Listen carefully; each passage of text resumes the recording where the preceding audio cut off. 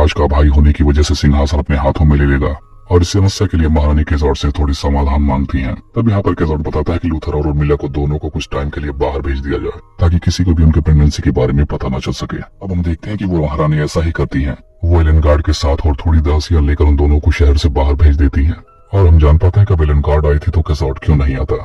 यहाँ पर वो भी उसकी मदद करने के लिए आया होता है। अब हम देखते हैं कि ये सारे लोग कहीं दूर रहने लगते हैं और फिर इन्हें एक दिन पता चलता है कि महाराज और उनकी पत्नी उर्मिला से मिलने के लिए आए हैं, क्योंकि उन्हें जानना था कि आखिर उर्मिला यहाँ पर महल को छोड़कर क्यों आई है। यहाँ पर केजोट उन्हें रोकने की बहुत सारी कोशिश करता है, जिसके बाद मेरबोट उसे धक्का दे देता है।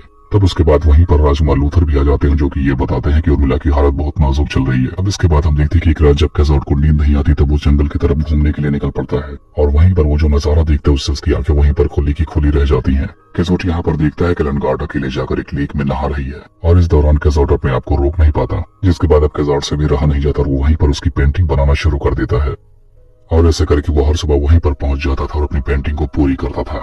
जिसके बाद हम देखते हैं कि एक दिन एलन गार्ड से मिलने के लिए उसका बॉयफ्रेंड आता है, जिसके बाद एलन गार्ड उससे चुपके से मिलती है और उसे वहां से फौरन जाने को बोलती है, क्योंकि महारानी की परमिशन के अलावा महल के अंदर किसी को भी आने की इजाजत नहीं थी। अब इस दौरान हम देखते हैं प्रिंसेस उर्मिला की डिलीवरी का टाइम हो जाता है, जिसकी वजह से महारानी को बुलाया जाता है। अब यहाँ पर महारानी बच्चे को देखकर बहुत खुश हो जाती हैं और बच्चे के लिए यहाँ पर एक दाई को फिक्स कर देती हैं और इस बच्चे का बाहर किसी को पता न चले इस बात का खास ख्याल रखने को कहती हैं। अब इसके बाद हम देखते हैं केजोट जाकर उसी गांव की एक नौकरानी को लेकर आता है ताकि वो उस बच्चे की अच्छे से ख्याल रख सके, लेकिन उसका हस्बैंड बहुत बड़ा नशेड़ी था जो कि उसे अपनी बीवी को वहां से जाते हुए नहीं देख पा रहा।